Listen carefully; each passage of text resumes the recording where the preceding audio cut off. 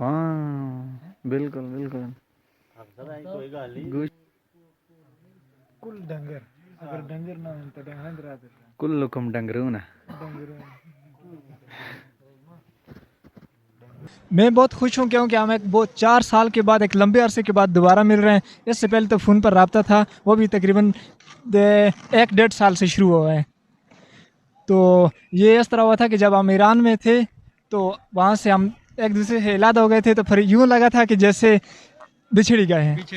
जी अस्सलाम वालेकुम नाज़रीन, उम्मीद करता हूँ खैरियत से होंगे। मैं भी बिल्कुल ठीक ठाक हूँ, अल्लाह ताला का शुक्र है। और आज आपके लिए एक बहुत कमाल का व्लॉग में लेके आया हूँ, क्योंकि आज मेरे साथ एक ऐसा बंदा है कि मैं भी आपको तारुफ कराऊंगा तो आप जो है ना वो हक्का बक्का रह जाएंगे। इस बंदे से 4 साल बाद मुलाकात हो गई है। तो सबसे पहले जो है वो मैं इनकी आपको पुरानी वीडियो दिखाता हूँ जो हमने एक साथ बनाई थी। थोड़ा सा करीब आए ज़रा, लोग देखें कि ये बंदा बिल्कुल वही है। अब्दुर्रहमान भाई हैं और तारुफ कराते हैं। जी अस्सलाम वालेकुम। जी वालेकुम अस्सलाम। अब्दुर्रहमान भाई क्या हाल है आपका? ठीक है जी अल्हम्दुलिल्लाह जनाब, बिल्कुल ठीक ठाक, अल्लाह का बड़ा एहसान है। यकीन करें 4 साल बाद मैं आपको मिला हूँ और मुझे इतनी खुशी हो रही है जितनी वो पहले दिन मिलके वो कुएं के पास बैठे थे जब आपने कहा कि भाई ध्यान नाल किधर बिछ ना डिग पवे आज। बल्कि मैंने आपको कहा था, आप वहाँ पे बैठ के मुंह धो रहे थे। इसी तरह है, और वो पानी भी इतना तकरीबन गंदा था कि हमारे पास दूसरा पानी पीने का ऑप्शन भी नहीं था, मजबूरी से हम पी रहे थे। मजबूरी से पी रहे। चलें जी, पहले अब्दुर्रहमान भाई के साथ जो मैंने पहले वीडियो और तस्वीरें बनाई थी वो वाली शेयर करते हैं, और उसके बाद इनकी फिर जो है ना वो पूछते हैं कि 4 साल तब से लेके अब तक इन्होंने क्या खोया क्या पाया। तो चलें लेट्स सी जी, देखते हैं अब्दुर्रहमान भाई। हाँ भाई डिंक रहो ना हो फिर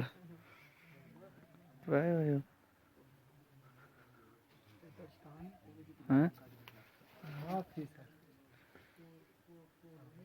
कुल डंगर अगर डंगर ना हो तो डंगर रात कुल्लुकुम डंगरून।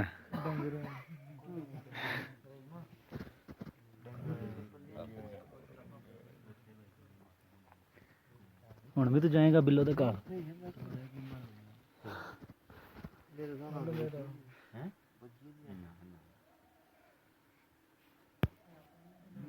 डिंकी लानी है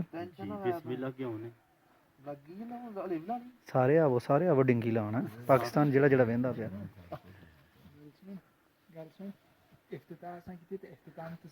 हाँ बिल्कुल बिल्कुल। इंजॉयमेंट बिल्कुल इंजॉय। भाई विजिट पे आए हैं, बहुत मजा आ रहा है भाई रोड भी जलवा पे जलालुद्दीन। जी तो अभी जो है वो आपको वीडियोस दिखाई हैं जो पहले हमने बनाई थी। ये सारा सफ़र हमने तय किया था पाकिस्तान से। इनका और मेरी जो मुलाकात थी वो यकमच में हुई थी या किधर हुई थी जी? यकमच के करीब हुई थी, उधर एक खजूरों की जगह थी और उस पर हम सारे लोग इकट्ठे बैठते एक छप्पर के नीचे। बिल्कुल ऐसे ही है, वो बाड़ा बना हुआ था और हमारे साथ एक वो गंजा भी था, एक और गुजरात का शाह था। वो गंजा उसकी बड़ी खिदमत करता है। हाँ वही गंजा मुझे, और मैं उसके बाद मुझे तुर्की में मिला था उसका साथ वाला लड़का। गंजा जो था नहीं, उसके साथ वाला, वो 3 लड़के थे, एक गंजा था, एक दूसरा था, 2 दूसरे थे, एक तुर्की में था और दूसरे 2 डिपोर्ट हो गए थे वापस। तो जनाब मुलाकात कैसे हुई अब्दुर्रहमान से, ये इनकी ज़बानी सुनते हैं और बस हमें आज सुना दें आपने जो जो कुछ सुनाना है।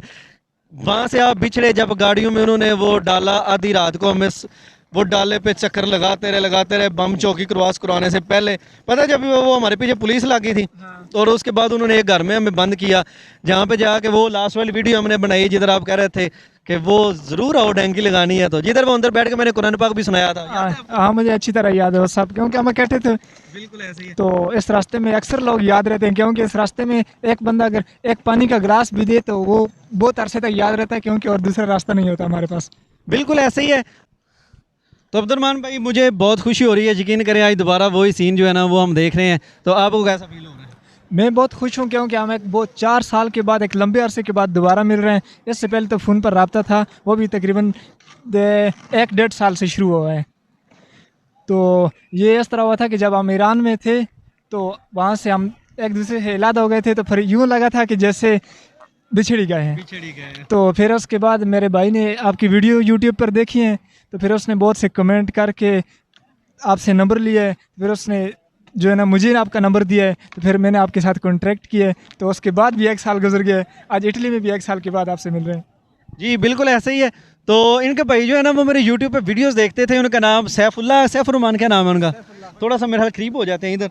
तो सैफुल्लाह उनका नाम था। तो वो ना मेरा चैनल देखते थे और कहते थे कि फिर उन्होंने ना मुझसे नंबर मांगा और रब्ता किया। कहते हैं कि भाई मैं मनसेरा वाली साइड का हूँ और वहाँ पे ना मेरा एक भाई भी गया हुआ है, वो भी आ रहा है इटली, इंशाल्लाह आपसे आगे ज़रूर मिलेगा। जब वो आएगा आपने उनके साथ वीडियो बनानी है। तो सैफुल्लाह भाई देख लें, अब्दुर्रहमान के साथ वीडियो बन गई है, आपकी ख्वाहिश मैंने पूरी कर दी है। तो उन्होंने मुझे कहा, मैंने कहा जी आपके भाई का नाम क्या है? तो वो कहता है जी उनका नाम अब्दुर्रहमान है। मैंने कहा उसकी कोई तस्वीर है तो भेज दें। उन्होंने तस्वीर भेजने से पहले कहा जी वो मानसेरा का है और अब्दुर्रहमान, मैं तस्वीर मेरे पास ही मैंने भेजी। मैंने कहा ये बंदा तो नहीं है। वो बड़ा परेशान हो गया, हाफिज़ भाई आप इसको जानते हैं? यार ये वही है, मेरा भाई अब्दुर्रहमान है, आप कैसे जानते हैं? तो वो आपको वीडियोस भी दिखा दिए, अब्दुर्रहमान और मैं थे। तो बहुत अच्छी यादें थी जनाब। और एक जो है ना वो कह लें कि कभी ना भूलने वाला वक्त था वो। ये ऐसे ही होता है क्योंकि ये जो रास्ता होता है इसमें हमारे पास कोई तीसरा ऑप्शन नहीं होता। तो इस रास्ते में अगर कोई छोटी सी भी हेल्प करे हमारी, तो हमें बहुत लंबे अरसे तक याद रहते, क्योंकि ये एक मौत का मंजर होता है। मौत का मंजर होता है। तो अब्दुर्रहमान भाई आपको जो है ना वो सुनाते हैं कि मेरी इन्होंने हेल्प इस रास्ते में कैसे की थी। वो इस तरह हुआ था कि वहाँ हम जब बहुत सा सफ़र करके आए थे, हमारा जिस्म बहुत ज़्यादा गर्म था और उन्होंने हमें बहुत ठंडा पानी दे दिया था। तो जिस वजह से आपने ठंडा पानी पिया था और आपका जिस्म काम करना छोड़ गया था, हाथ पैर जो है मुड़ गए थे। तो फिर मैंने आपकी हेल्प की थी और उसके बाद हम लोग एक ग्रुप में आ गए थे। वो हमारे पट्टे हो गए थे इकट्ठे। आपका जो है ना चल नहीं सकते थे, क्योंकि ठंडा पानी पीने से आपका जो है ना पूरा जिस्म एक बार जुड़ गया था। वो बिल्कुल ऐसे ही हुआ था जब हम पाकिस्तान से ईरान में एंटर हुए थे। तो ईरान में एंटर होते ही जो है ना वो उन्होंने हमें ठंडी जगह पर बिठाया। वो गधों का कोई पता है कोई वाड़ा टाइप था, वहाँ पे नीचे लिद विद भी पड़ी हुई थी और ठंडे रानी जूस दी हैं जनाब, ठंडी यख बोतलें पानी वाली दी हैं। तो मैं वहाँ पे बैठा पानी वानी पिया। तो थोड़ा सा चला होना तो जो मसल थे ना वो स्ट्रेस हो गया, पुल हो गया, कहीं आग लग गई है लगता है, बिजली दल फोको। तो वहाँ से जनाब इस तरह हुआ। तो अब्दुर्रहमान ने जब देखा ना तो उसने कहा यार ये तो वही बंदा है जो उधर मिला था और बड़ा गपशप लगाई इन्होंने मेरे साथ। तो फिर इन्होंने आके मुझे थोड़ा सा दबाया, जिस तरह को तबीब नहीं होते, तो मैं कोई उठने के काबिल हो गया। तो उसके आगे जो है ना वो नेक्स्ट हम एक जगह पे बस कुछ अलग-अलग गेम उन्होंने की, वहाँ पे बिछड़ गए। तो वहाँ से आगे का सफ़र अब जनाब आप हमें अगर सुनाएं तो बहुत इंटरेस्टिंग होगा। वहाँ से आगे फिर मैं एक रिहाइश में चला गया था। तो वहाँ पे मेरे साथ वाले सब साथी पकड़े गए थे और मैं एक जगह पे उस एक रिहाइश टाइप पे बनी हुई थी और मुझे वहाँ पे सब भूल ही गए थे कि ये लड़का भी किसी के साथ है। फिर मैंने अपने आप तुर्की की बात सुना रहे हैं? ईरान में जब आप लोगों से बिछड़ के एक घर में चला गया था। तो फिर उसके बाद इस तरह हुआ कि मेरे पास एक 2000 रुपये का जो है जेब में डाला हुआ था। फिर मैंने एक लड़के से कार्ड लिया और अपने एजेंट से रब्ता किया, उसने फिर वहाँ से निकाला है और उसके 5 दिन बाद मैं तुर्की पहुँच गया। अच्छा। तो तुर्की में मैंने अपनी पेमेंट वगैरह करवाई है। उसके बाद इस्तांबुल आ गया, तुर्की इस्तांबुल से। नहीं मतलब वो आपका सफ़र बताए ना कि आप तुर्की कैसे पहुँचे, उस रिहाइश से कैसे आपको गाड़ी में डाला, कितने दिन वहाँ पे रहे, इस तरह का ज़रा तो एक थोड़ा सा इंटरेस्ट बनाते हैं, क्योंकि नाजरीन आपकी स्टोरी सुन रहे हैं और बड़ा पसंद कर रहे हैं। क्योंकि उस जिस जहाँ से हम आप लोगों से इलाद हुए थे ना, तो उस जगह पे हम गाड़ी में जब बैठे हैं तो वहाँ पे मुझे तकरीबन 4 गाड़ी में हम लोग बैठे थे। तो 4 गाड़ी में बैठ के जब हम चले गए तो उसके बाद उसके बाद 3 गाड़ियाँ पकड़ी गई थी और एक गाड़ी में हम 3 लड़के थे। आगे वाले भी उतर के भाग गए, हम 3 लड़के डिग्गी में बंद थे। फिर वो हमें एक रिहाइश में लेके चले गए थे। तो उन्होंने हमें उधर सेव किया, एक जगह में बिठा दिया। तो फिर उन्होंने बाहर से ताला लगा दिया, हमें 10 दिन तक उधर बंद करके रखा गया था, क्योंकि हमारा कोई रब्ता नहीं करता था। हमारे एजेंट ये सिर्फ ये कहते थे कि ये पकड़े गए हैं। तो फिर उसके बाद मैंने अपने एजेंट के साथ रब्ता किया है। तो फिर उसने वहाँ से मुझे निकाला है। उसके बाद दूसरे दिन मैं तुर्की बॉर्डर पर गया। तो जो मैंने तुर्की बॉर्डर के बिल्कुल करीब 20 मीटर का फासला था। तो अचानक मुझे एक लड़के ने आवाज़ दी कि पुलिस आ गई है। तो मैंने यूँ देखा तो पुलिस वाले ने मुझे पीछे से पकड़ लिया। तो उसने जो मुझे नीचे फेंका तो मैंने उसको देखा, दूसरी लड़के की तरफ गया तो मैं भाग के पानी में छलांग मार दिया और उस पानी से तैरता हुआ बॉर्डर क्रॉस किया और एक कंडीतार लगी हुई थी उसकी दूसरी तरफ तुर्की वाली साइड पे आ गया। फिर 1 घंटा मुसलसल भागने के बाद हम ईरान वालों की पहुंच से बहुत दूर हो गए। तो फिर तुर्की वालों का डर था, तो फिर अल्लाह की हम तुर्की वालों से भी बच गए हैं। तो सारी रात हमने सफ़र किए। तो उस रात तकरीबन मुझे लगता है कि इतनी नींद आई थी कि मुझे डर था अगर मैं बैठ गया तो मैं सो जाऊंगा। तो मैं जब उसने मुझे गाड़ी में उठाया तो मुझे इस बात का नहीं पता चला कि गाड़ी कितने घंटे चली है, कैसे चली है। जब मुझे उन्होंने उठाया तो उस टाइम गाड़ी 2 बजे पहुँच चुकी थी। मतलब ये आपको बॉर्डर से उसने जब उठाया गाड़ी ने और दो को ब्याज लेके? बॉर्डर से तकरीबन एक रात का सफ़र करके हम एक पूरी रात तकरीबन रात 8 बजे से लेकर सुबह 7 बजे तक लगातार चले हैं। एक तकरीबन कहें कि 10 मिनट जो होते हैं वो भी नहीं बैठे और पूरी रात पानी में चले हैं। बारिश लगी हुई थी और चला नहीं जाता था कि पाँव के साथ इतनी मोटी मोटी मिट्टी लगी हुई थी और बहुत ही मुश्किल सफ़र। ये सुने वो 3 रास्ते हैं, एक पहाड़ी वाला है, एक जो है वो सुरंग वाला रास्ता है तुर्की से ईरान से तुर्की है, और एक जो है वो काने वाला रास्ता है। आपका कौन सा था? हम वो काने वाले रास्ते से आए। उस टाइम पे उन कानों में आग लगी हुई थी और जब आप जानते होंगे कि जब किसी चीज़ को आग लग जाती है उसके पत्ते जल जाते हैं तो उसके नीचे बड़े बड़े जो है ना वो सुई की तरह बने होते हैं और उस पे जब चलते खारदार कांटे खारदार कांटे लगे होते हैं वो पाँव में लगते थे। लेकिन हम इस वजह से बोलते नहीं थे कि हमारा टारगेट था कि हमने तुर्की पहुंचना है और पीछे जाएंगे तो बेइज्जती होगी। तो तुर्की आप पहुंच गए खैरियत से, तो उसके आगे फिर दोगोबिया से आगे। दोगोबिया सेफ है सुना, बहुत गंदी होती है। सेफें बहुत गंदी होती हैं लेकिन वहाँ तक का हमें मैनेज करना पड़ता है क्योंकि वहाँ का जो निज़ाम है हमारी मजबूरी होती है। हमारे पास दूसरा कोई लीगल रास्ता नहीं होता। वो हमारे साथ जो मर्जी कर दे हम कुछ नहीं कह सकते क्योंकि हम लीगलाइज नहीं होते। हम बाहर जाएंगे तो पुलिस पकड़ के पाकिस्तान।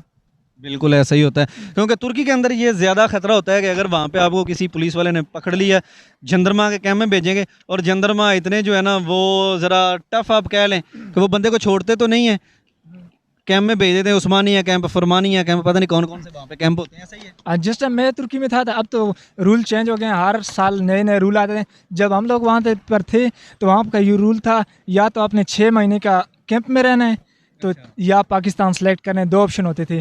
तो बाज़ लोग लड़के थे जो डर जाते थे तो पाकिस्तान सेलेक्ट करके पीछे चले जाते थे और बाज़ कहते थे कि हौसले जिन के पोहता हो, नज़र जिन की खुदा पे हो, तला तम खैज़ मौजों से वो घबराया नहीं करते। तो यही सोच के वो 6 महीने का कैंप पे साइन करते थे, फिर वो कैंप में रह जाते थे। तो 6 महीने बाद उनको रिलीज़ करते थे।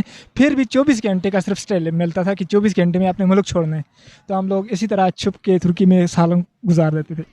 तो बिल्कुल वो जो घबराने वाले थे उनमें मैं भी शामिल था। जब जंदरमा ने पकड़ा तो कहा जी 6 माह आपको सज़ा हो गई या 1 साल हो गई। तो तब मैंने ये सोचा था कि यार ये 6 माह इधर इन्होंने रखने हैं ना, मुझे ये अभी पाकिस्तान भेजे हैं। मेरी एजेंट से बात है, उसने इसी पैसों में वो दोबारा लेके आएगा क्योंकि गलती इसकी है। मैं 1 महीने बाद फिर आ जाऊँगा।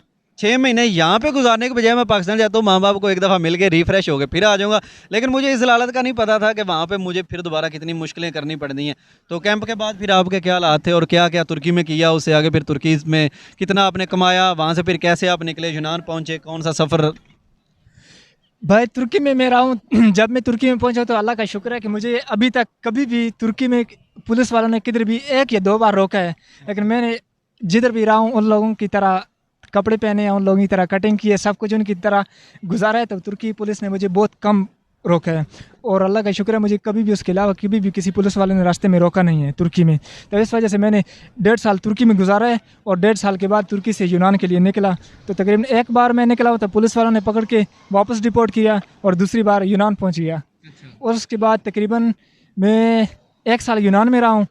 तो यूनान में कुछ थोड़ा बहुत काम किया। ये जो तुर्की से आप यूनान निकले हैं, कोई इसकी इंटरेस्टिंग सी स्टोरी सुनाए ना कि कैसे आप अपने घर से कौन कौन सा सामान लेके निकले, कैसे निकले, पैदल सफ़र किया या गाड़ी पे किया, कौन कौन सी मुश्किलात आई, ये वाला सारा ज़रा सुनाए ना। तुर्की वाला ये सफ़र है कि तुर्की में जब मैंने उधर एक गेम के साथ गया था तो हमें एक जगह पे महफूज किया उस एजेंट ने कि आप लोग यहाँ पर बैठो, हम वापस आ रहे हैं।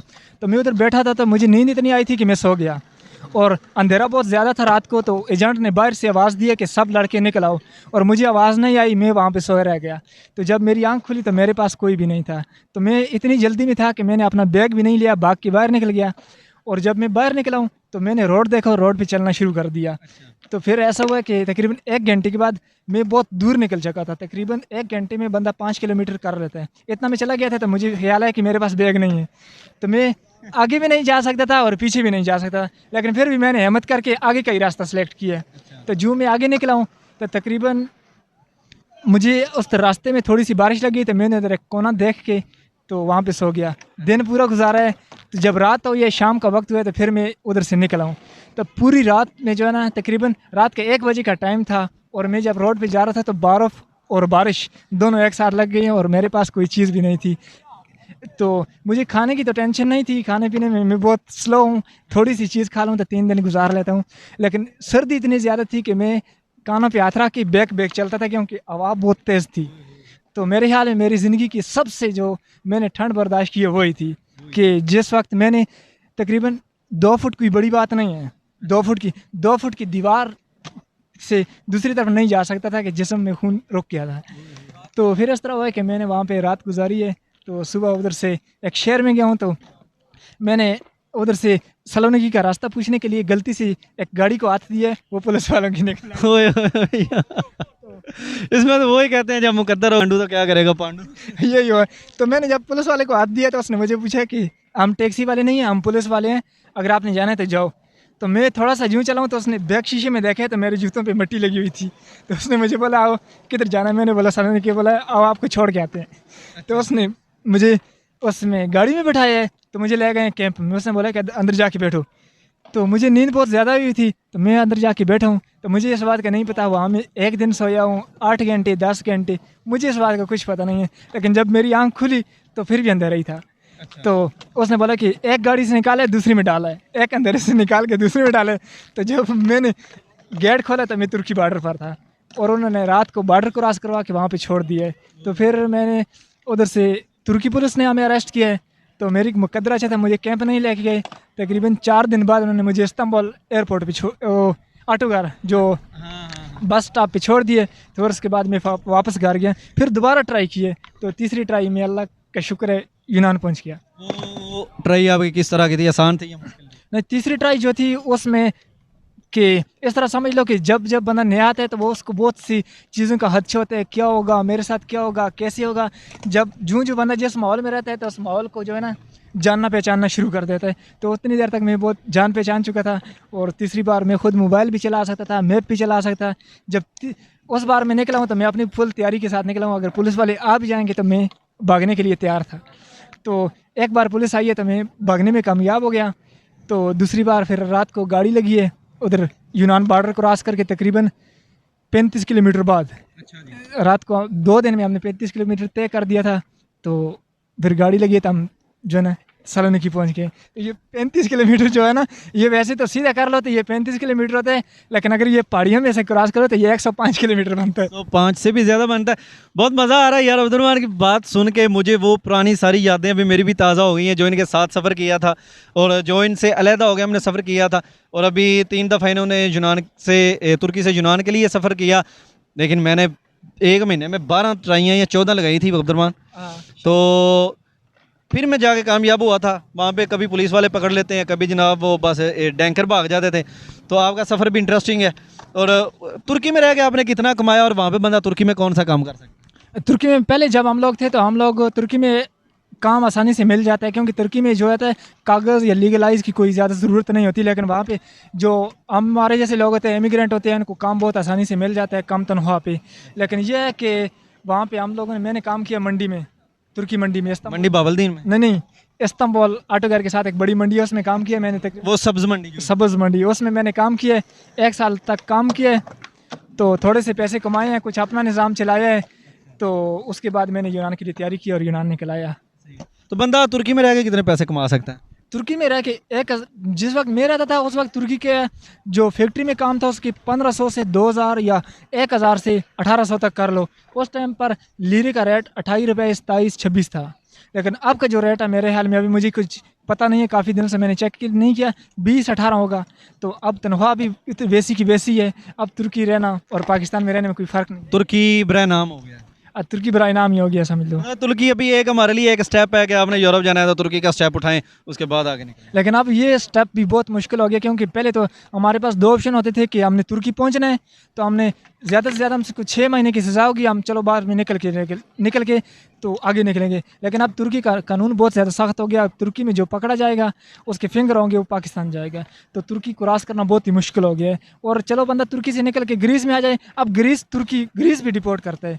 तो ये स्टेप बहुत मुश्किल हो गया। मतलब ये लूडो के सांप बन गए हैं। हाँ, ये लूडो के सांप बन गए। जिसको भी काटना है 0 पे ही आना है। अब ये यूनान तक की जो है ना, आप समझ लो कि जब तक हम लोग मकदूनिया क्रॉस करके सर्बिया नहीं पहुंच जाते, हम जो है ना खतरा ही है। तो ये लूडो वाली गेम एक तकरीबन बनी हुई है कि लास्ट में वो कौन सा मुल्क है कि जिसमें सबसे ज़्यादा खतरा इटली पहुंचने में होता है? सबसे ज़्यादा खतरा इटली के ख़ास शहर ट्रेस्टा जो है ना, जब इसमें बंदा इतनी पेमेंट दे कि सब कुछ करके जब इसका जो पहला शहर है इटली में, जब बंदा बॉर्डर से एंटर होते हैं तो उसके दिल में जो है ना एक ही खौफ होता है कि मेरी सारी मेहनत जो है ना पानी फिर जाएगा, क्योंकि यहाँ पे एक ही दो ही रास्ते थे, या आगे या पीछे।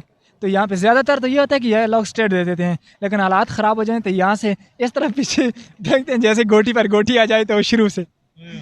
सांप वाला ही होता है कि 99 पे जाके सांप ने काटा है और दोबारा उसने जो है ना वो 2 पे छोड़ दिया है। हाँ ना, तो आज का पौड़ियाँ भी लग जाती हैं। अब पूड़ियाँ लग जाती हैं, लेकिन पूड़ियों का चांस बहुत कम है। ज़्यादा, सबसे ज़्यादा अगर जिस बंदे ने इस तरफ आना है तो उसके पास जलील आने का सबसे बड़ा प्रोग्राम होना चाहिए, और इसके लिए ट्रेन लेनी चाहिए, हौसला होना चाहिए, क्योंकि यहाँ पर अगर 1% हमारे पास फैसिलिटी है तो 99% जलालत है। बिल्कुल ऐसी है जी। अब्दुर्रहमान भाई की बातें जो हैं वो बहुत मज़े की हैं और बिल्कुल बातें बहुत अच्छी कर रहे हैं। तो मज़ीद आप हमें ये बताएं कि जब आप यूनान पहुँचे, तुर्की से यूनान आप पहुँच गए, वहाँ पे आके लोग ज़िम्मेदारी का काम करते हैं, सुना है वहाँ पे ज़िम्मेदार जो हैं वो इंडियन, पाकिस्तानी या बंगाली होते हैं, बंदे को बड़ा जलील करते हैं, इसमें क्या ताकत है? हाँ, ये बात मैंने सुनी भी बहुत है और ख़ुद भी देखे है, और मैंने बहुत से लोगों को देखे जो इस तरह का काम करते हैं जिनको पैसे भी नहीं मिलते। और मैं तो ये कहता हूँ कि जालियत वाली बात है, क्योंकि बहुत से लड़के, हमारे जैसे लड़के हैं जो स्कूल में पढ़े, स्कूल पढ़ाने का घर वाले के बच्चों का मकसद ये होता है कि वो दुनिया को देखें और समझें। तो अगर हम स्कूल पढ़ के भी, स्कूल जाके भी इस बात को नहीं सीख सकते तो माहौल हमें कुछ भी नहीं सिखा सकता। तो ये इस तरह है कि हम अगर यूनान में किसी के पास काम करते हैं, हमारे पास और भी ऑप्शन बहुत से होते हैं, लेकिन हम खुद चाह के भी उन लोगों को सिलेक्ट करते हैं, फिर वो हमारे साथ वही करते हैं कि जो वो चाहते हैं। अगर हम खुद ये स्टेप लेंगे कि हम अपने लिए खुद काम देखें, अपने कोई काम करना है, किसी दफ्तर में जाना है, जिस तरह इटालिया में है, हर जगह पर काम के लिए ये एजेंसी बनी हुई है। अगर आपको काम चाहिए तो आप हमारे पास आओ, हम आपके म्यार का आपको काम देंगे। अगर हम म्यार का काम नहीं लेते तो फिर इसी तरह जलील। लेकिन यूनान में तो लोगों के पास डॉक्यूमेंट नहीं ना होते, वो लीगल तो काम कर नहीं सकते। लीगल काम यूनान में डॉक्यूमेंट नहीं है, लेकिन यूनान में बहुत से तरीक़ाकार ऐसे हैं कि जिस तरह आपको तो पता है यूनान में तो 100 रुपये का पासपोर्ट बन जाता है। हाँ बिल्कुल। ये तो यूनान अक्सर ज़्यादातर जो ना वो सिर्फ एक सीढ़ी की मानद यूज़ होता है कि यहाँ पे कुछ दिन के लिए रहना है तो फिर हमने आगे चले जाना, यूरो कमाने हैं यहाँ पे और आगे का सफ़र करना है। तो जिन लोगों के आगे जान पहचान वाले होते हैं, जिनके कुछ मतलब भाई है, चाचा, रिश्तेदार, कोई दोस्त है, उसके पास रहते हैं तो उनको सपोर्ट बहुत मिलती है। लेकिन जिनके पास सपोर्ट नहीं होती सिर्फ वो इसलिए होते हैं यूनान। बिल्कुल सही होगा। तो यूनान में आपने कितने दिन गुजारे और उसके बाद फिर आपका इटली का सफ़र, ये सारा कैसा मामला है? यूनान में मैंने तकरीबन 1 साल गुजारा है और मैंने 1 साल में से तकरीबन 6 महीने काम किए। तो 6 महीने में एक ही जगह पे काम किए। तो उसके बाद मेरा टारगेट ये था। कौन सा काम था? मैं वो उसको क्या बोलते हैं, थर्मोकीपी में गुमसुम काम था आपका? गुमसुम काम था, वो फूलों का काम था, उनको पानी देना, उनको कटाना, यही काम था। और 6 महीने मैंने काम किया है। तो 6 महीने 30 यूरो पे या 25 पे? 22 पे। 22 यूरो तनख्वाह लेते रहे। तालियां इनके लिए। तालियां मारनी पड़ती, क्योंकि मेरा सिर्फ ये, मैं वहाँ पर मेरा निज़ाम इस तरह था कि मैं सिर्फ एक दाव पर, जिस तरह दाव पे बंदा बैठा होता है कि मेरे आज दाव लग गया, मैं आज ही निकल जाऊँगा, तो इस तरह आज करते करते मुझे 6 महीने लग गए थे। तो ये 6 महीने मैंने सिर्फ दाव पे गुजारे हैं। अगर मुझे वहाँ पे काम करने का शौक़ होता तो फिर मैं कोई अच्छा ढूंढता, क्योंकि मैं बाकी लोगों की तरह ये नहीं सोचता कि मेरा कुछ नहीं है, मेरा कोई नहीं है, मेरा कोई रिश्तेदार नहीं है, क्योंकि मैं हर काम खुद करता हूँ अपना। ले जी, ये अब्दुर्रहमान भाई की जो है वो स्टोरी हमारे साथ पहुँच चुकी है यूनान तक और यूनान पे फूलों के काम तक। इससे आगे का जो एपिसोड है वो हम कल या परसों रिकॉर्ड करेंगे, क्योंकि आज उनको भी साथ चढ़ गया हुआ है और मज़ीद ये थोड़ी सी प्रैक्टिस और अपने आप को बेहतर करने के लिए करेंगे, क्योंकि कोशिश कर रहे हैं। पहले मिनट से लेके आखिरी मिनट तक इनमें बहुत तब्दीली आई है और बात करने का सलीका वो मुराल बुलंद हो गया कि आप कैमरे के सामने बोल सकती हैं। हाँ, बोल सकता हूँ, लेकिन मैं आज तकरीबन मैंने कैमरे के सामने इस तरह लाइव इस पे पहली बार किया है, क्योंकि इससे पहले मैंने इसके साथ नहीं किया। वैसे टिकटॉक वगैरह बनाता हूँ, सबको यूज़ करता हूँ, लेकिन इस तरह नहीं किया, आज पहली बार किया है। अब्दुर्रहमान भाई को अगर कोई बंदा इनसे गपशप लगाना चाहता है, बहुत अच्छे हैं और इनका जो टिकटॉक अकाउंट है आप उनको टिकटॉक पे फॉलो कर सकते हैं। क्या है जी? Commando Abdurrahman TA20। Abdurrahman TA20। तो वहाँ पे आप इनको ढूंढ सकते हैं। सोनी सी पिक्चर इनकी अपनी लगी होगी वहाँ पे, तो वहाँ पे भी फॉलो करें। और मुझसे कोई बंदा नंबर ना मांगे कि जी अब्दुर्रहमान का नंबर दे दें, आप डायरेक्ट टिकटॉक पे फॉलो करें। तो अब्दुर्रहमान भाई बहुत शुक्रिया, थैंक यू, आपने लाइव आके इतनी प्यारी प्यारी बातें सिखाई हैं। अगले एपिसोड हम बाद में रिकॉर्ड करेंगे, क्योंकि अभी हमारे मोबाइल की बैटरी भी ख़त्म हो गई है, थोड़ा सा घूम फिर लेते हैं और उसके बाद फिर इंशाल्लाह दोमो, वो क्या नाम है उसका? दोमो है जी, जहाँ पे वो बड़ी इमारत है। तो इससे आगे वाली जो कास्ट है वो हम दोमो पे करेंगे, क्योंकि पीछे ज़रा सीन चेंज करना चाहिए ना, कोई गोरियाँ शोरियाँ को पट्टियाँ होने हैं। यही तो सोच के लोग किधर हैं फील है। तो जल्दी इंशाल्लाह करते हैं जी। अल्लाह हाफिज़। हाथ हिला दें।